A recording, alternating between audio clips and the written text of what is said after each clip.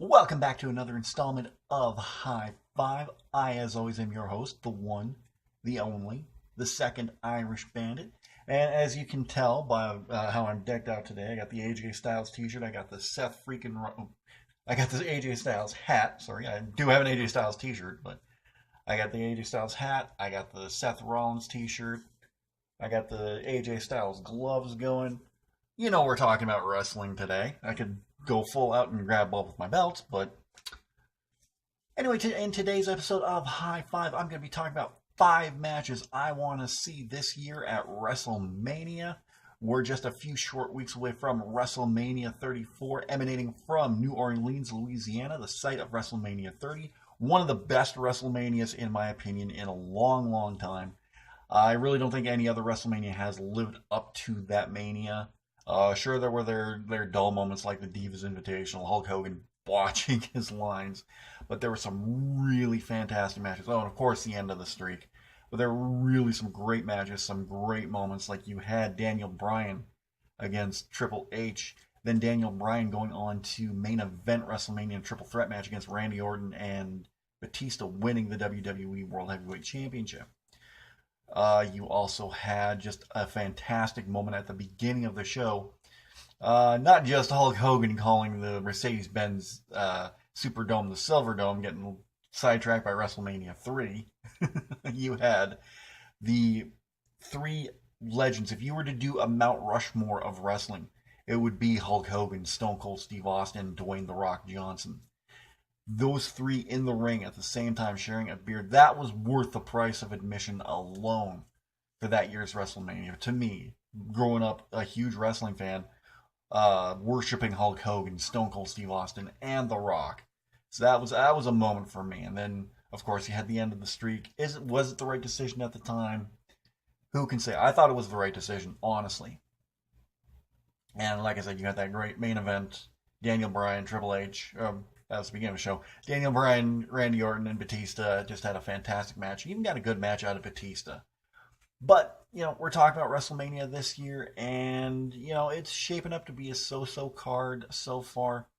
But I think these 5 matches, if they were placed on the card, they can make things even better. Now, I'm going to be doing a companion piece to this video in 2 weeks. It's going to be the 5 matches at WrestleMania I absolutely don't want to see. But let's talk about the 5 matches that I do want to see. And starting off this list, I think this is going to happen.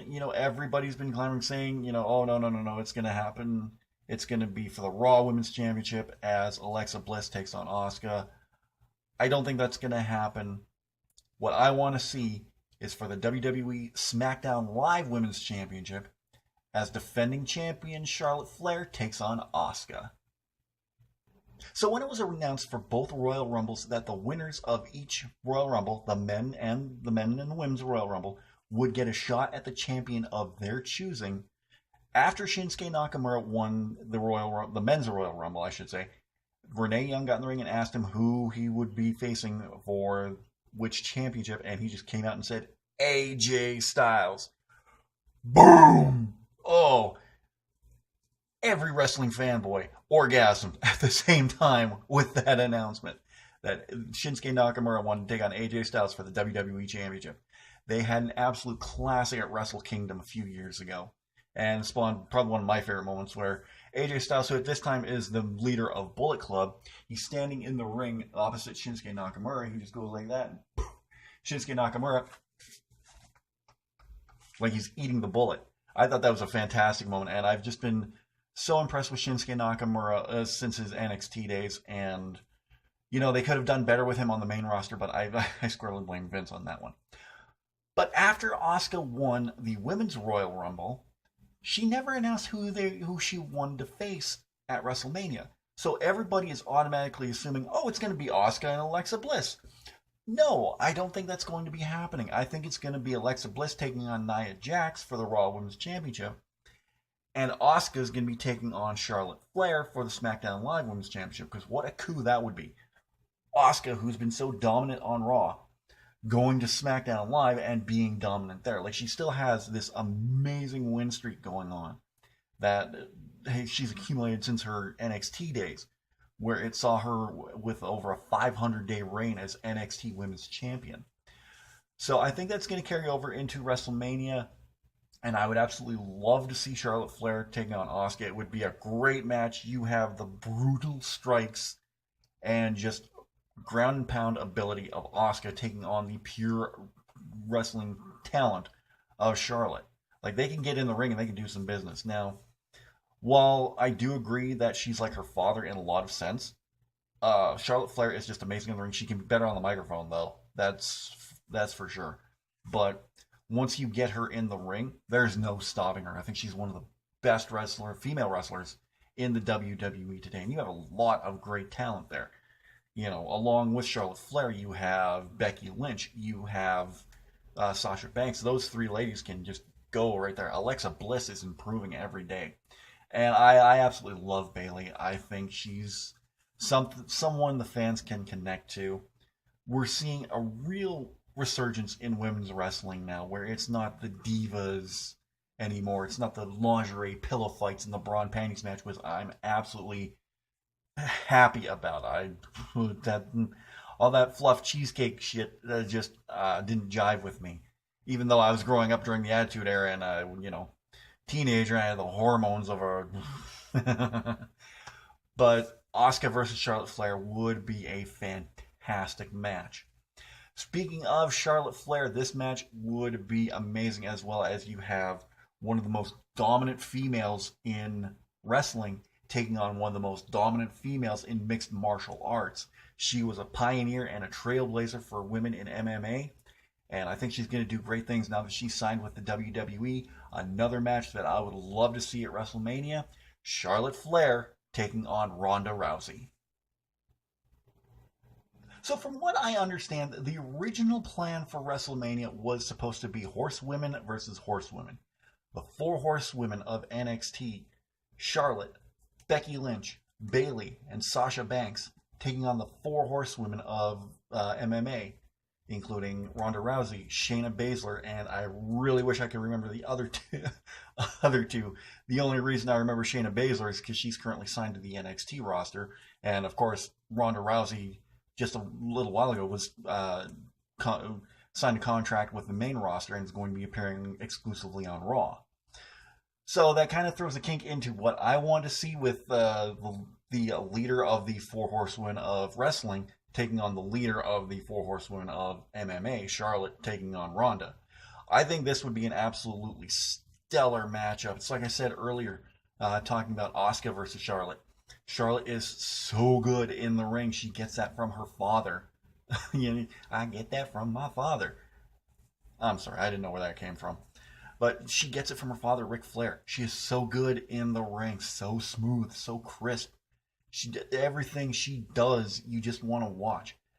And I can't wait to see Ronda's development in the WWE. This past Sunday at the Elimination Chamber pay-per-view, we saw her kind of stumble over her words, so I think she needs more help there. Get her with Paul Heyman to improve her promo ability. Like, when she came out on Raw the next night, she cut a great promo. Well, I won't say great, but it was 1,000 times better than her promo. Just, get her in that pissed off attitude and say, if you don't apologize to me, Stephanie, I'm going to break your arm off. And that's what I want to see. I want to see that intensity from Ronda.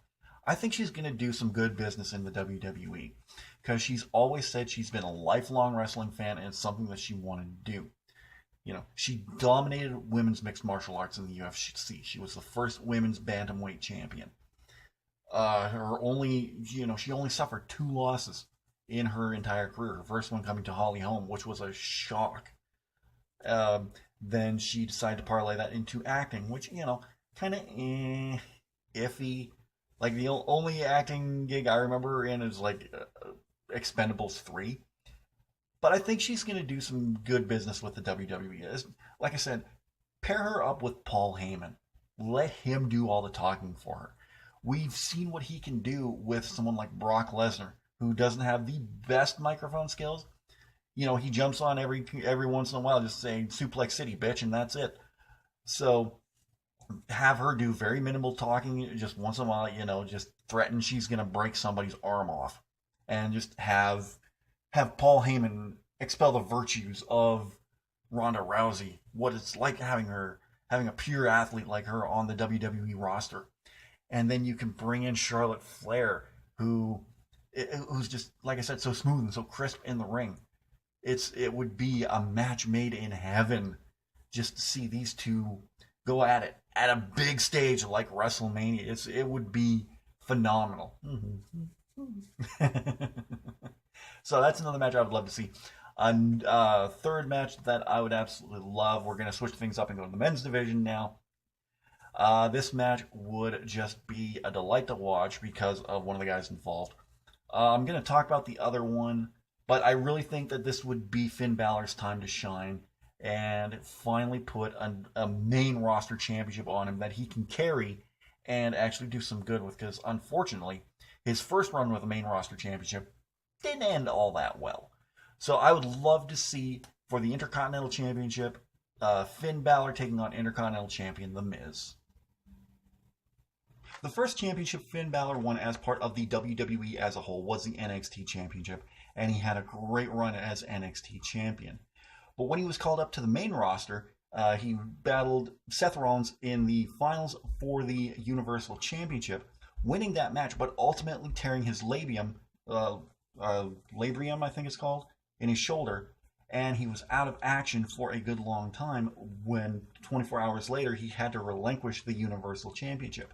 So he never had a good run with the Universal Championship or any main roster championship, and he hasn't had that push up to championship level.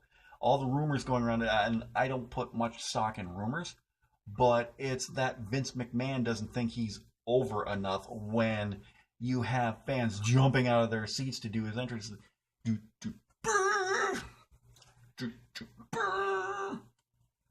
So, yeah, to think he's only over when he has the demon face paint on is absolutely ludicrous. And I think a match with The Miz for the Intercontinental Championship would help remove that stigma from him that he is not over. Because Finn Balor is definitely over, if you ask me. He's one of the most likable guys there is. You know, he's always coming out with a smile on his face. Sure, his promo skills need a little more work, but, you know, he's been doing this a long time. You know, back when he was Fergal Devitt, Prince Devitt in New Japan Pro Wrestling. So he's been doing this quite a while. So I think a match between him and The Miz would be a really excellent match. Miz has really come out onto his own this past year. Like, when he started many, many years ago, I think he's been in the WWE now for over 10 years, I had no interest in him whatsoever. I felt he didn't belong in the WWE, and then that just kept feeding him, you know. All that negative reaction just kept feeding him. And he thrives off reaction like that. People thinking he doesn't belong there. Which, you know, this past year alone has proven that, yeah, maybe he does belong in the WWE. He's done some great things with the Intercontinental Championship. He is one of the best stickmen there is. He can get on the mic and talk people into the arena, and they can absolutely hate him. With this whole A-lister persona, being a Hollywood movie star, which, come on, he's only starred in like 3 of the last 6 Marine movies. Excuse me. So, I think The Miz versus Finn Balor would be a great match. The way it's going right now, I think they're building it towards a triple threat match with Seth Rollins, Miz, and Finn Balor. This isn't going to make my list of matches I don't want to see in 2 weeks, but it's not one Okay, it's going to be a great match. Don't get me wrong, because you have Finn Balor and Seth Rollins, who is like 2 of my favorites right now. If we're talking about top 3, it's AJ, Seth, Finn, Balor in like very, very close, top 3. But it's not a match I'm particularly interested in, because that's not what I want. I want a one-on-one bout for the Intercontinental Championship. Right now, they're billing it as Seth Rollins versus The Miz, but I think Finn Balor is going to be added to that at some point. But Seth Rollins, he's already been tag team champions with Dean Ambrose and Roman Reigns back when the Shield was first formed. He's been United States champion. He's been WWE champion. The only other titles that he hasn't held are the Intercontinental Championship and the Universal Championship. This is what Seth Rollins should be going after. Like Seth Rollins versus Brock Lesnar would be a great match. The triple threat match from Royal Rumble a couple years ago when Brock Lesnar was defending the World Heavyweight Championship against Seth Rollins and John Cena. One of the best matches I've ever seen. That match was fantastic.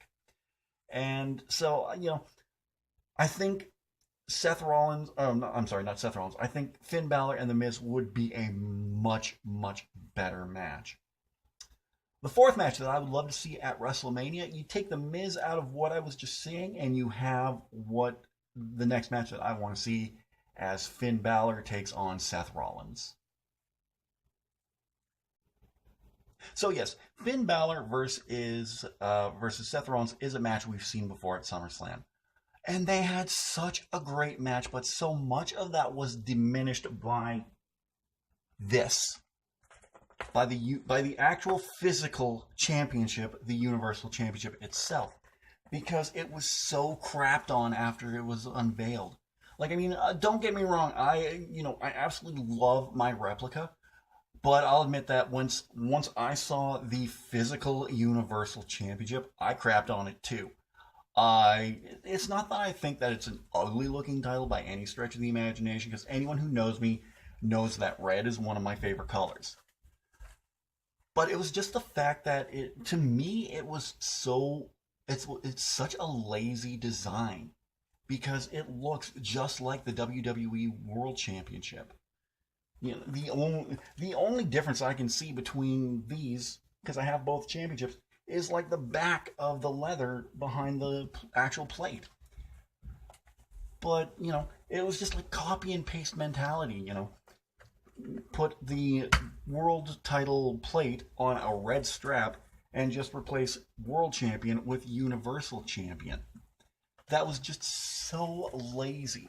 It should have been its own design and not just a copy. But I will admit, I absolutely love my replica because I've wanted the championship replica for so long. And as much as I love my World Heavyweight Championship replica, come on. The full thing here. But anyway, Seth Rollins and Finn Balor put on a hell of a match at SummerSlam. But like I said, that match was diminished because of the championship. Because you had people chanting, "That belt sucks, that belt sucks," the whole time. Which, to me, just totally brought the quality of the match down. But they put on a fantastic match. It's unfortunate that Finn Balor got injured during the match and cut his Universal Championship reign to a day. But that doesn't take away from the just brilliance of the match. And I think if you put these two on a bigger stage at WrestleMania, they could blow the roof off the Superdome. It would be like WWE doesn't get a lot of 5-star matches from Dave Meltzer from the Wrestling Observer. The last time they got a 5-star match was 6 years ago at Money in the Bank when John Cena defended the WWE Championship against CM Punk, and CM Punk won that match. And that was a fantastic match. That's one of my favorite matches of all time. They just recently scored another 5-star match from NXT TakeOver Philadelphia this past January, when Andrade Cien Almas defended the NXT Championship against Johnny Gargano. And that match was brilliant. That so far, that is front runner for one of my favorite matches of the year. They had another match recently on an NXT taping. That was a good match too. I don't think it was as good as their TakeOver match, but I think if you put Finn Balor and Seth Rollins on the biggest stage of them all at WrestleMania, that could score WWE a second 5-star match in a span of a year, which would be wonderful because Dave Meltzer is so stingy with his ratings. If a match doesn't happen in Japan, it doesn't get 5 stars, because look at all the matches Kenny Omega and Okada had.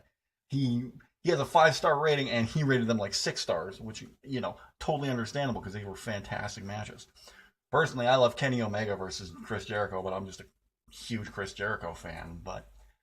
So yeah, I definitely think that Seth Rollins and Finn Balor would just be a fantastic match. So that would be another match that I would love to see at WrestleMania. And finally, everyone was talking about John Cena versus The Undertaker. I don't think that's going to happen. I don't want it to happen. That's going to be on my list in 2 weeks for matches I don't want to see happen. But if we took The Undertaker in his prime and put him against this guy, the merchandising opportunities alone would just be fantastic with like t-shirt sales and everything, because you could build this as Phenom versus Phenomenal. As this match I would love to see maybe 10 years ago. Maybe not so much now, but this match would just be incredible as The Undertaker takes on AJ Styles.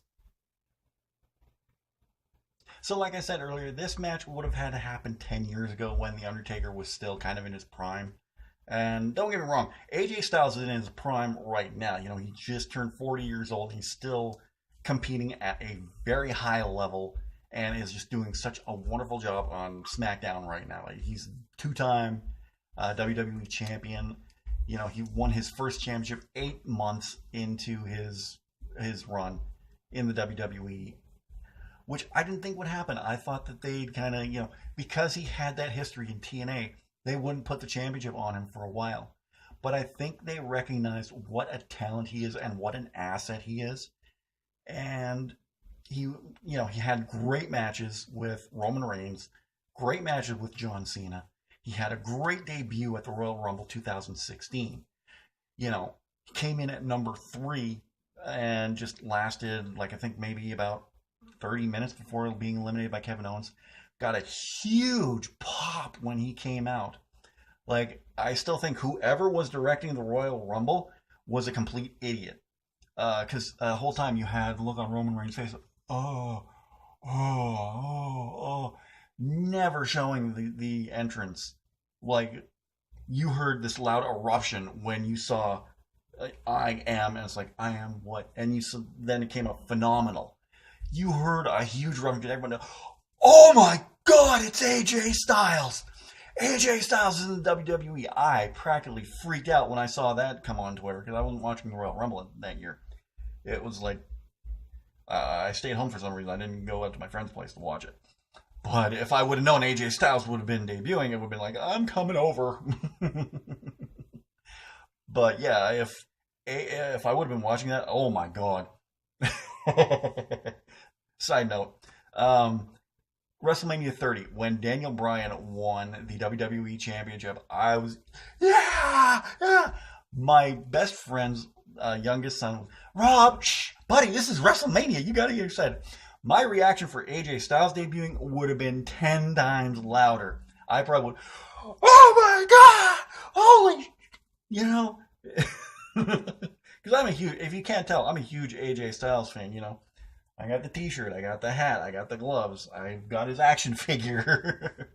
So yes, I'm a huge AJ Styles fan, and a match between him and The Undertaker, I gotta get back on track here. A match between him and The Undertaker about 10 years ago would have been a dream match, but now with The Undertaker 52 years old, going on 53 this year, he just doesn't have it in him anymore, and I hate to tell you guys this, but, Undertaker has done everything in the WWE. There's nothing left for him to prove. As much as I love The Undertaker, he's due his rest. He can't keep doing this anymore. He had to get hip surgery done after WrestleMania last year, after his match with Roman Reigns, where he left it all in the ring, so to speak. It was funny because I was watching that, and the match finished, showing the replay of the highlights of the match. Then you see The Undertaker, he's back in the ring, he's got his hat on, his coat on. I'm like, what the heck? Why has he got his coat on? And he goes to leave the ring, and then he just crawls back in and takes his hat off, takes his jacket off, and takes his gloves off, and folds it, leaves it all in the ring. And I'm like, oh. Because, yeah, I've been a huge Undertaker fan since practically his debut in 1990. I go back that long. I go back longer than that. I'm try more like 1984. So I know a thing or two when it comes to wrestling, so don't at me.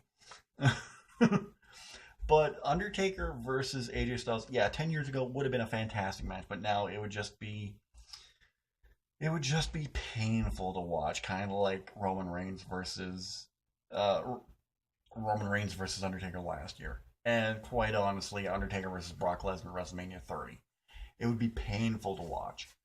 10 years ago, yeah, it would have been fantastic. You know, you would have had the Phenom versus the Phenomenal One, and it would have been an amazing match. So, yeah, 10 years ago would have been a match I would have loved to see. You know, and you got other matches that could be great as well if, you know, fantasy booking like older generation star versus the current generation star. Like, could you imagine Shawn Michaels versus AJ Styles at WrestleMania? Oh, that would be phenomenal. So yeah, those are 5 matches I would love to see at WrestleMania 1, maybe 10 years ago, but not now. So anyway, thank you for joining me for this episode of High Five. I hope you enjoyed it. If you did, don't forget to give this episode a big old thumbs up. I'd really appreciate that. What are some WrestleMania matches you'd love to see? Leave a comment down below. Don't forget to share this video anywhere you can on Facebook, Twitter, wherever. I now have a Reddit, so you can go check that out. I don't post there too often, but you can find me on Reddit. Don't forget down the link below, I'm going to have a link to the Irish Bandit shop on redbubble.com. I didn't want to say anything just yet, but I might be switching. I might be switching stores soon, but we'll see. Rider Pride, he's now hosting a new store, so I'm gonna check that out, and if I like it, I might switch shops. I don't know yet. Like I said, I didn't want to say anything about it just yet, but I'm gonna stick with Redbubble for now. But I'm gonna look at the new shop that Rider is hosting. So anyway, go to redbubble.com. You can get a whole bunch of Irish Bandit merchandise, t-shirts, coffee cups, travel mugs, stickers, phone cases. You know, they got cases for iPhone and Samsung. Nothing for anything else, but you know, if you have an iPhone or a Samsung, iPhone or Samsung Galaxy, you can definitely pick up a phone case. They now have iPhone 10. Whole bunch of great merchandise you can pick up. And if you're new to the channel, don't forget to subscribe. And if you're already subscribed, don't forget to hit that notification button. YouTube has been acting very, very flaky lately with delivering videos to sub boxes, which is more reason why you should press that bell and get notified whenever I upload anything new. We are just a week and 5 days from the season 10 premiere of Irish Bandit Revolution. It's going live. It's going to be the only live episode this season, so be sure you tune in for that. And then we got a whole bunch of great episodes coming up for season 10. We're going to have Mighty Marvel Month. We're going to be talking about all things Marvel, tribute to Stan Lee. We're going to be doing a retrospective on every X-Men movie from X-Men all the way to Deadpool, because it is in the X-Men universe, so I'm including it. Going to be including Wolverine movies, X-Men Origins Wolverine, the Wolverine, Logan, and of course every X-Men movie from X-Men to Apocalypse, and we're going to be talking about Dark Phoenix as well. And then in 2 weeks, I will be back with another edition of High Five. I'm going to be talking about 5 WrestleMania matches that have been rumored that I don't want to see, or that have already been announced that I don't want to see. So be sure to join me for that. Thank you for joining me for this episode, guys. Have a great weekend, and I will see you again for another High Five.